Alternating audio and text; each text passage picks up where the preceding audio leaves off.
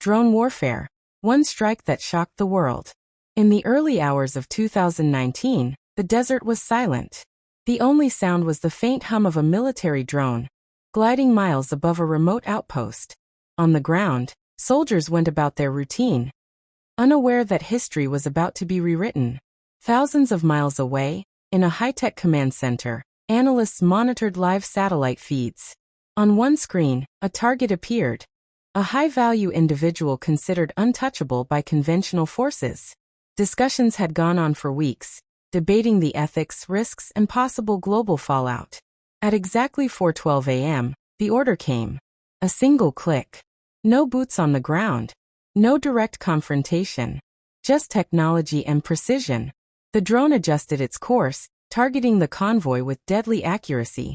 Moments later, an explosion tore through the desert night. Dust, fire, and debris rose into the sky. From afar, it looked like a simple flash, but the shockwave traveled around the world. News outlets broke the story within minutes. Governments condemned the strike. Some secretly applauded it. Intelligence agencies scrambled to assess the consequences. For the first time in modern history, a global crisis had begun without traditional combat, without a single soldier stepping onto a battlefield. The strike changed the world overnight. Military strategies were rewritten. Defense budgets shifted toward unmanned systems.